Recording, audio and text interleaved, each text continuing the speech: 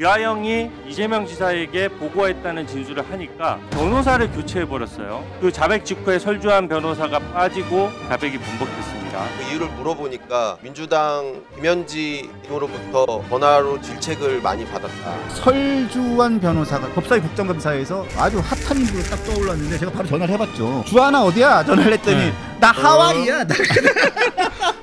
이분 튀셨네. 김현지 당시 보좌관이 텔레그램으로 전화가 온 건 사실이다. 질책이라고 표현을 하는 것은 주관적인 표현인 것 같다. 하지만 관두라고 했다는 표현은 사실상 맞다.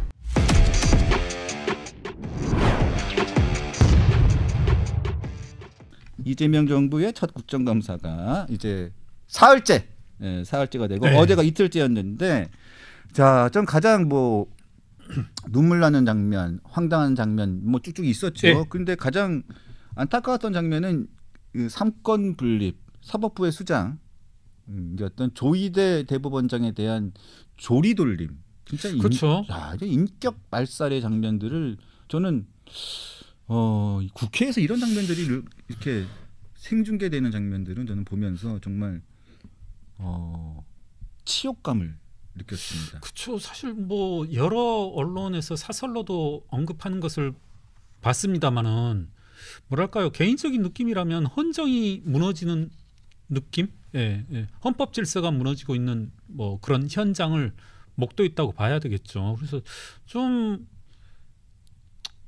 뭐 대법원장뿐만 아니라 국민으로서도 조금은 치욕감을 느낀다고 해야 될 것 같습니다. 많이 안타깝습니다. 그리고 저는 최혁진 의원을 얘기 안 할 수가 없는데, 최혁진 의원이 그 조요토미 히데요시라는 뭐 그런 말도 안 되는 얘기를 했긴 했잖아요. 그런데 그런 말도 안 되는 주장, 말도 안 되는 무슨 뭐 판례를 들고 와서 얘기하는 거는 그 사람의 뭐 본인의 그 강성 지지층에 대한 호소, 민주당에 입당하고 싶어요, 나는 공산당이 싫어요, 이런 거 똑같은 거죠. 나는 민주당에 입당하고 싶어요, 나를 봐주세요, 나는 누구보다도 투쟁을 잘할 수 있어요, 나는 개딸들에게 나는 소구할 수 있어요, 뭐 이런 그런 거겠죠. 뭐 정치적인 액션이라고 생각을 하는데, 하지만 최소한의 사실관계라도 좀 파악을 했으면 좋겠는데, 한 가지만 좀 말씀을 드리고 싶은 게 있는데, 조 대법원장을 향해 가지고 친일 사법이라고 얘기하면서 막 비판했던 게 있었는데, 특히 금동 관음 보살 좌상 사건을 예를 들면서 뭐라고 했냐면요,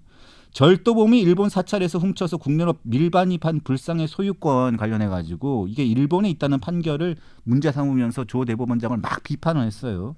근데 이것에 대한 대법원 판결은 2023년 10월에 나왔는데요. 조 대법원장은 그해 12월에 취임을 했거든요. 더 문제가 되는 것은 이 사건의 주심은 오경미 대법관이에요. 이 오경미 대법관은 또 아시다시피 이재명 대통령 관련된 공직선거법 재판에서 그 유죄가 아닌 무죄 취지로 소수 의견을 내신 분이에요. 그러니까 아주 기본적인 사실관계도 파악도 안 하고 그냥 무조건 그냥 얘기를 한 거예요. 그리고 강제징용자에 대한 일본 기업 배상 책임 판정한 대법원 판결 있잖아요. 이거 가지고도 뭐 올바른 판단이라고 막 그러면서 윤석열 정부가 제3자 변제안을 막 했다고 비판을 했단 말이에요. 이때 강제징용 배상 판결에 찬성하신 분이 조희대 당시 대법관입니다.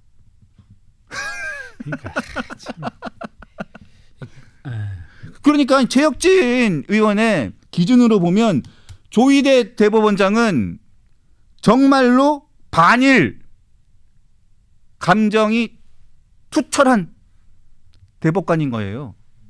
근데 도요토시 히데요시를 이거 들고 나타나면 어떻게 합니까? 근데 아까도 말씀하셨지만 저는 그와 같은 이제 최혁진 의원의 뭐랄까요, 그런 퍼포먼스가 최혁진만의 생각은 아닐 거다. 민주당 의원들 다수, 그리고 소위 말하는 개딸들로 지칭되는 민주당 극렬 지지층의 생각을 대변한다라고 보거든요. 항상 이와 같이 뭐 사실관계에 대한 확인도 없이 이런 낭설들, 이런 것들을 퍼뜨리는 거 보면 많이 안타깝습니다. 그리고 저도 짧게 한번 사실은 저도 못 봤어요. 안 봤어요. 못 보고 안 보기도 하고 좀 안타까운 현장이라서 그러는데, 저도 보면 이제 놀랐던 것 중에 하나가 국정감사 및 조사에 관한 법률 8조를 보게 되면 이런 게 있더라고요. 그러니까 감사 또는 조사는 국정감사는 계속 중인 재판에 관여할 목적으로 행사되어서는 안 된다. 그러니까 애시당초 이 조희대 대법관을 증인이든 참고인이든 국정감사장에 앉힌다는 것 자체가 법률로도 위반되고 위배죠. 굳이 헌법상의 뭐 상권분립이라든가 법관의 독립 거창한 걸 이야기하지 않더라도 이건 좀 뭐랄까요, 초헌법적인 반헌법적인 발상으로부터 비롯된 폭거이다. 저는 이제 뭐 무슨 일만 있으면 헌법 거론하면서 헌법학자들 나와서 뭐 미주알 고주알 하시는 분들 계신데 왜 이에 대해서는 또 다들 입막음하고 계시는지 좀 개인적인 생각 한 가지만 얘기해 보면 우리나라 그 소위 진보적인 학자분들 그리고 국회의장도 그랬던 것으로 기억나는데 개헌 이야기 하는데 개헌. 저는 아니 기왕에 있는 헌법을 지키면서 개헌을 논의해야지. 우리 그러잖아요.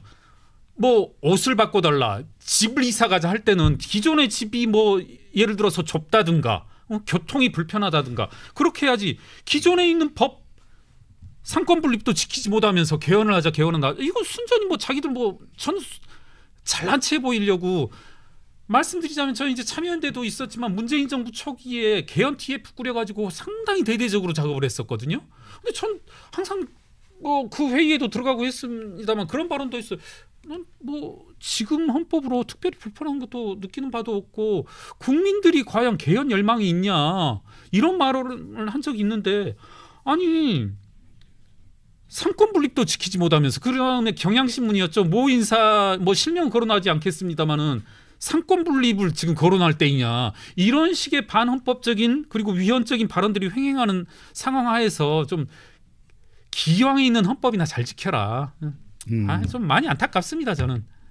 자, 대전 남자라고 하시는 우리 대전 남자분, 우리 저기 그 강냉이 우리 애청자신데 김경률 회계사님, 중국이 한국 국채 약 130조를 매수했다고 합니다. 아 그래요? 이에 따른 영향이 어떻게 될지 궁금합니다라고 하는데 조금 이따가 좀 말씀을 좀 해주시고요. 자, 그리고 설주환 변호사가 요즘에 핫합니다. 네. 핫합니다. 우리 제 친구기도 하고 몇 번 이 자리에서도 저도 대기하면서 뵌 것 같아요. 근데 어제 이 법사위 국정감사에서 아주 핫한 인물로 딱 떠올랐는데 제가 바로 전화를 해봤죠. 주하나 어디야? 전화를 했더니 나 하와이야. 이거 튀셨네. 나 하와이인데 뭐가 터진 거야? 막 그러는 거예요. 그래서 이거 어떻게 된 거야? 나 얘기 들었는데 이거 지난번에 근데 이거 맞지? 그러니까 맞아. 그러더니 그래서 제가 자세하게 설명을 다 들었습니다. 다 들었고 그리고 다음 주 월요일 그래서 이번 주 금요일 밤인가? 이번 주 금요일 저녁인가에 들어온답니다. 한국에.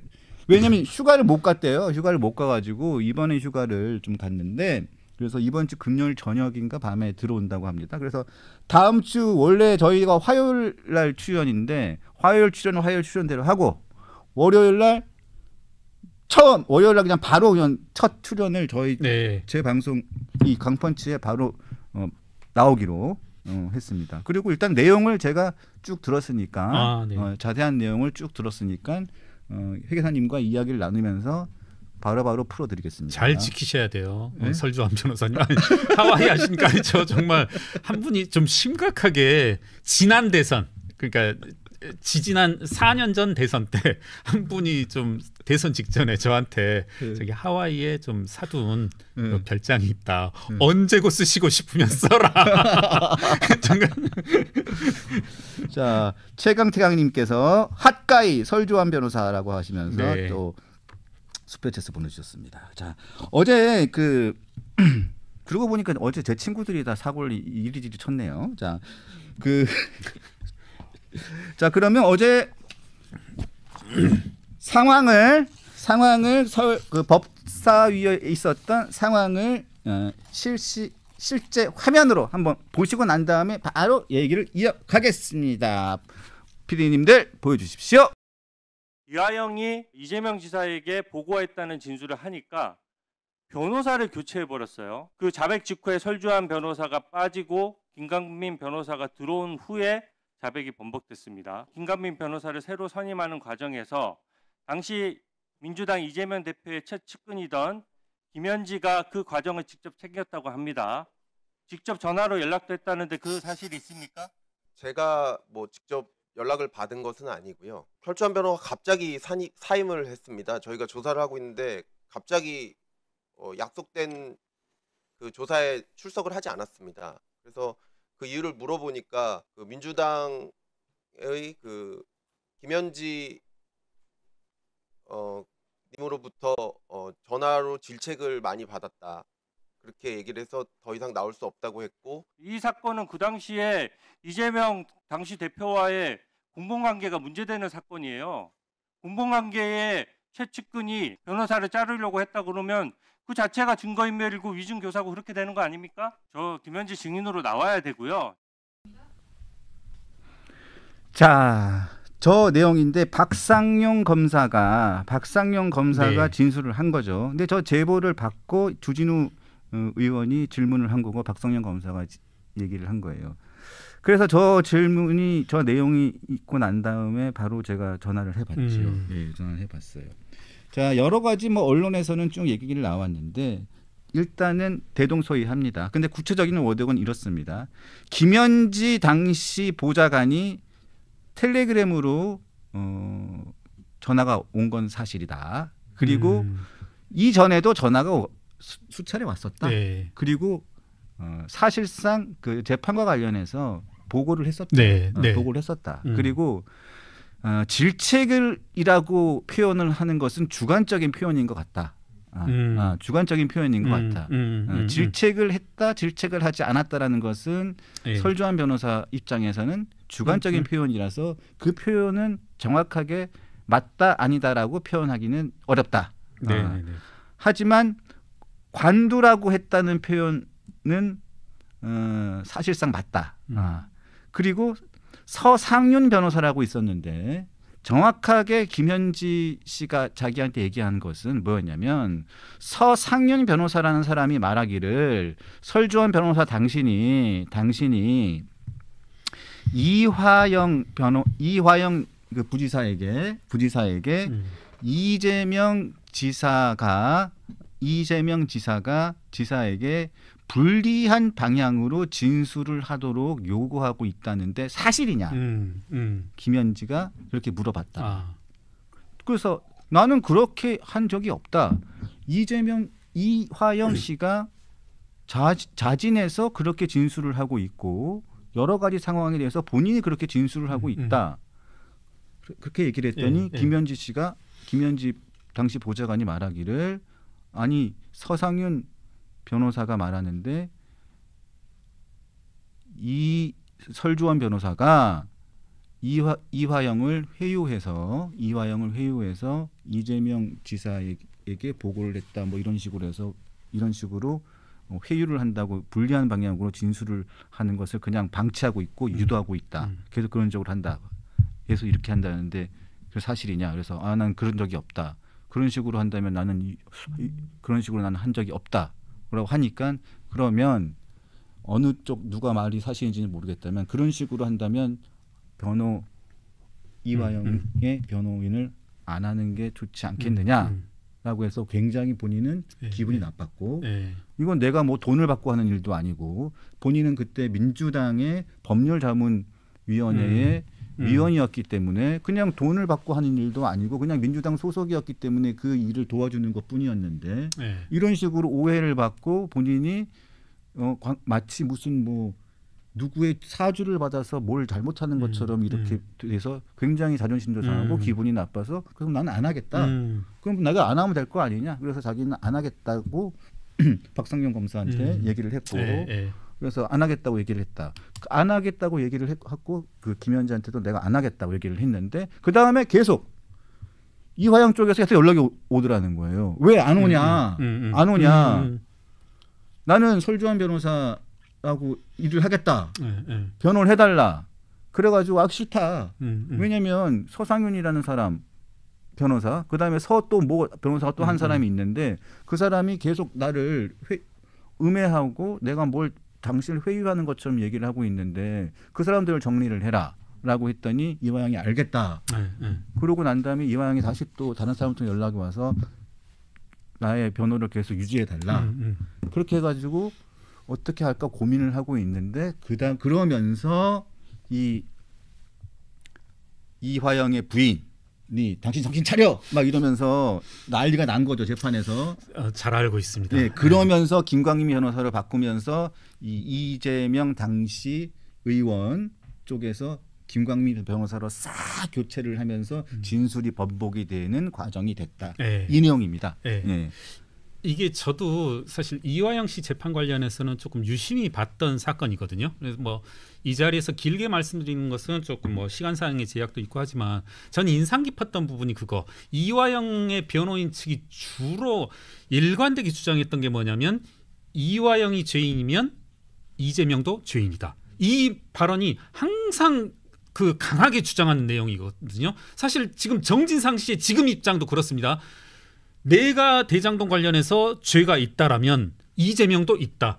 그래서 이재명이 재판이 연기된 만큼 임기후로 연기된 만큼 나도 연기해달라 이런 거거든요. 그리고 기왕이 이제는 약간의 선정적으로 선정적은 아닙니다. 오늘 이로 빠지면 안 되는데 그 이화영의 부인 얘기를 하셨지만 그렇죠. 제가 알기로 재판에 가서 소위 깽판을 쳤죠. 깽판을 쳤죠. 그런데 이제 처음에 저는 깽판 칠 수도 있겠다. 왜냐하면 다른 여인이 또 재판에 나옵니다. 다른 여인이. 네. 나쁜 생각 하세요. 그게 맞으니까. 그러니까 사실은 재판에 다른 여인이 나오고 다른 여인이 주되게 진술을 하죠. 내연녀요. 그래요? 예, 맞습니다. 그런 이야기 안 하려고 했는데 내연녀가 사실 주로 이 사건에 관련되어져 있고 금전적 지출도 연루돼 있고 하거든요. 왜냐하면 저기 뭐죠? 쌍방울에서 받은 법인카드 가지고 김연아가 가지고 쓰고 해가지고 그걸 저희가 보도했거든요. 제가 법조팀장 때 보도했어요. 그리고 맞아요. 그러니까 어떻게 보면 저 이제 부인은 제3자이죠. 제3자인데 나와서 깽판 치고 저는 약간 이제 충격적인 장면 중에 하나가 이건 뭐 사건과 크게 관련은 없을 수 있지만 깽판 치신 분들이 많아요. 이화영 재판에서 뭐냐면 그 이화영이 어느 순간에는 다 진술을 했거든요. 사실 뭐 약간의 주관이 있습니다만은. 본인이 사실대로 진술하겠다고 하면서 쭉 진술했던 시점이 있어요. 그런데 그것을 이제 뒤집기 위해서 법무부인 동원되고 그 다음에 민변 전 회장이 또 갑자기 나와가지고 하루 또 뒤집어지십니다. 저는 개인적으로 꽤 이제 뭐 과거에 존경했었던 분인데 하루 퍼포먼스를 아주 진하게 해요, 정말. 그런 식으로 해가지고 참 대단하다. 대단합니다. 이 사건도 대단하고. 그래서 여기 이 카드를 엄청 써댔죠. 그랬죠. 맞아요. 우리 앵커님이셨구나. 맞습니다. 제가 그때 법조팀장이었기 때문에 그거를 제가 맨 처음에 시작은 이화영 씨에 대한 그 법인 카드를 마음대로 쓰고 그 다음에 카드를 마음대로 쓰고 또 카드를 또 본인의 내연녀에게 카드를 줬어요. 이거 법인 카드입니다. 법인 카드. 쌍방울 법인 카드를 내연녀에게 주고 쓰고 다녔거든요. 많이 쓰셨죠. 이화영 부지사가 당시에 다른 직장이 있었어요. 킨텍스 맞습니다. 일산 킨텍스 사장을 하고 있었어요. 거기서 월급을 받고 거기서 차량을 받아서 쓰고 있으면서 거기서 법인카드도 있었어요. 있는데도 불구하고 쌍방울에서 별도의 또 법인카드를 받아가지고 그걸 가지고 쓴 거예요. 근데 그 법인카드를 써서 본인도 쓰고 내연녀도 쓰고 한 거죠. 그래서 그것을 저희가 취재를 해가지고 저희가 그거를 보도를 했고 그걸로 맨 처음에 이화영이라는 사람이 맨 처음에 구속이 됐고 맞습니다. 그런데 구속이 돼서 된 다음에 그 다음에 쌍방울 대북 송금 이 부분으로 다시 또 기소가 돼가지고 구속이 다시 된 겁니다. 그래서 나중에 제가 기회가 되면 그 당시에 저에게 그 보도를 막기 위해서 저한테 접근을 해가지고 문자를 보내고 제가 만날 필요가 없다. 나는 그 당신과 소통을 할 이유도 없다라고 하면서 저하고 나눈 문자도 있는데 제가 언제 조만간 공개를 하겠습니다. 그 이후에 저를 향해서 이상한 뭐 찌라시도 돌고 했었습니다. 그래서 제가 이상한 놈이 되기도 했었는데 저는 결백하기 때문에 그래서 한번 그러니까 어제 또 이제 재밌는 사실을 주진우 의원이 어제 밤에 올리셨더라고요. 네. 어제 밤에 올리셨는데 짧게 하자면 추미애가 보수의 어머니라면 전현희는 보수의 이모이다. 전현희 의원이 오늘 국감 마지막 히트를 쳤다. 김현지와 이화영의 변호인 설주환이 수사진간에 통화했어도 뭐가 문제냐 뭐 이런 말을 했다고 하는데 저도 솔직히 말하면 처음 듣고 뭐 그럴 수 있지 뭐 김현지가 설주환 변호사하고 통화하는 게 뭐가 문제지 해서 쭉 검색해보고 어쩌고 해본 결과 주진우 의원 말씀이 맞더라고요. 맞아요. 네, 네. 뭐냐면 증거인멸, 위증교사 등 혐의가 적용될 수 있고 사법방해이다. 네, 이거 맞아요. 맞더라고요. 쭉 보니까. 아니 저 얘기를요. 네.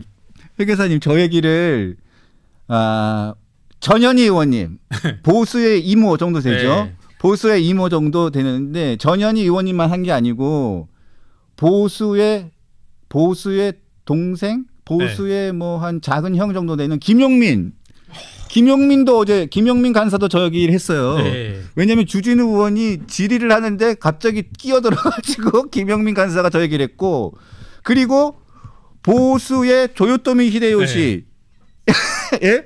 보수의 최요토미 히데요시, 최혁진 의원도 어제 C5 방송에 나와가지고 활약상에 대해서 질문을 했더니 본인이 흥분을 했는지 또 똑같은 얘기를 했어요. 이 세 사람들은 제가 보기에는 그 코리아나 수준인 것 같아요, 거의. 네.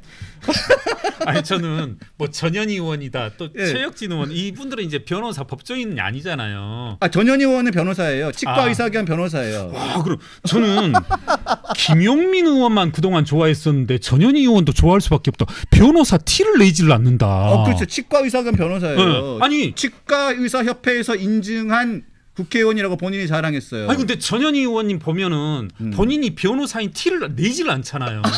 근데 김용민 의원도 시험만 붙었죠 뭐. 저랑 한번 일을 같이 한 적이 있거든요. 이래저래 한 적이 있는데 그때도 느꼈던 거고 오늘도 느끼지만 변호사인 것 같지가 않아. 사실 막 자기 어디 나왔다 하면 막 저도 연대 나온 거 막 은근히 막 티내고 하잖아요. 그리고 회계사인 거 티내고 하는데 이 사람은 김용민은 말하는 거 보면 변호사인 거 몰라. 저는 그냥 아니 진짜 겸손해 얘. 고등학생 같아요. 네. 아니 순진하잖아. 나 김용민 전현희 좋아할 것 같아.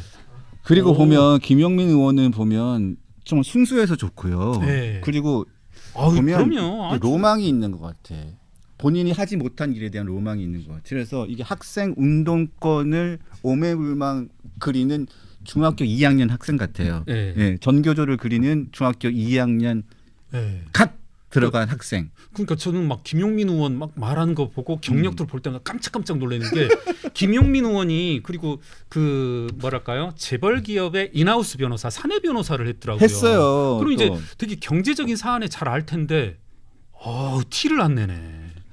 진짜 김용민 의원 같은 사람은 좀 괜찮다, 참 괜찮다.